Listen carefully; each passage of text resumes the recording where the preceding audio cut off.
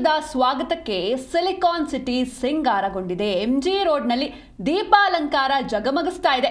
MG road ಹಾಗೂ brigade ರೋಡ್ಗಳಲ್ಲಿ ಖಾಕಿ ಕಟ್ಟೆಚ್ಚರವನ್ನ ವಹಿಸಿದೆ. ಪ್ರಮುಖ ರಸ್ತೆಗಳಲ್ಲಿ ಪೊಲೀಸರು ಮಾಕ್ ಡ್ರಿಲ್ ಕೂಡ ಮಾಡಿದ್ದಾರೆ. ಮಹಿಳಾ ಪೊಲೀಸರು ಹಾಗೂ ಹೋಮ್ ಗಾರ್ಡ್ಸ್ ಸಿಬ್ಬಂದಿ ಒಂದು ಮಾಕ್ ಡ್ರಿಲ್ನಲ್ಲಿ ಭಾಗಿಯಾಗಿದ್ರು.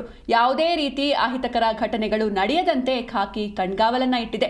ಕುತೂಹಲದಿಂದ ಇನ್ನೊಂದು ಕಡೆ ಜನರು ಕೂಡ ಲೈಟಿಂಗ್ಸ್ಗಳನ್ನ ನೋಡ್ತಾ ಇದ್ದಾರೆ. ಈ ಚರ್ಚ್ ಸ್ಟ್ರೀಟ್ ಆಗಿರ್ಬೋದು, ಎಂಜಿ ರೋಡ್ ಆಗಿರ್ಬೋದು, ಬ್ರಿಗೇಡ್ ರಸ್ತೆಗಳಲ್ಲಿ ಈ ದೀಪಾಲಂಕಾರ ಎಲ್ಲರನ್ನ ಕೂಡ ಅಟ್ರಾಕ್ಟ್ ಮಾಡ್ತಾ ಇದೆ. ಜನರು ಕೂಡ ಈ ಲೈಟಿಂಗ್ಸ್ ಅನ್ನ ನೋಡೋದಕ್ಕಾಗಿಯೇ ಬರ್ತಾ ಇದ್ದಾರೆ.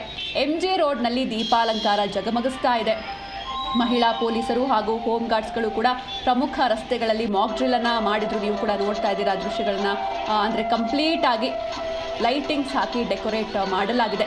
ಎಂಜಿ ರೋಡ್ನ ದೃಶ್ಯಗಳಿವು. ಹೊಸ ವರ್ಷದ ಸ್ವಾಗತಕ್ಕೆ ಸಿಲಿಕಾನ್ ಸಿಟಿ ರೆಡಿಯಾಗಿದೆ, ಸಿಂಗಾರಗೊಂಡಿದೆ.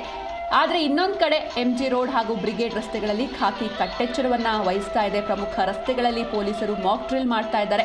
ಈ ಮಾಕ್ ಡ್ರಿಲ್ನಲ್ಲಿ ಮಹಿಳಾ ಪೊಲೀಸರು ಹಾಗೂ ಹೋಮ್ ಗಾರ್ಡ್ಸ್ ಸಿಬ್ಬಂದಿ ಕೂಡ ಭಾಗಿಯಾಗಿದ್ರು. ಯಾವುದೇ ರೀತಿ ಅಹಿತಕರ ಘಟನೆಗಳು ನಡೆಯದಂತೆ ಖಾಕಿ ಕಣ್ಗಾವಲನ್ನು ಇಟ್ಟಿದೆ.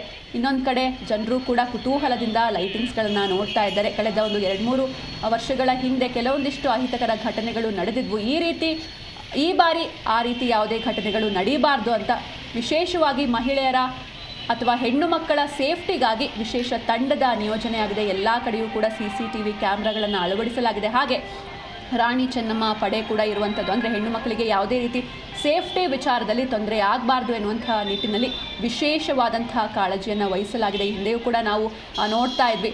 ಖುದ್ದು ಕಮಿಷನರ್ ಸೀಮಂತ್ ಕುಮಾರ್ ಸಿಂಗ್ ಅವರೇ ರೋಡಿಗಿಳಿದು ಅಂದರೆ ಬೈಕ್ನಲ್ಲಿ ತೆರಳಿ ಎಲ್ಲ ಪ್ರದೇಶಗಳನ್ನು ವೀಕ್ಷಣೆ ಮಾಡಿದರು. ಅಂದರೆ ಒಟ್ಟಾರೆ ಬೆಂಗಳೂರಿನ ಅತಿ ಸೂಕ್ಷ್ಮ ಪ್ರದೇಶಗಳಲ್ಲಿ ಮಾಕ್ ಡ್ರಿಲ್ ಕೂಡ ನಡೆಸಲಾಗ್ತಾ ಇದೆ.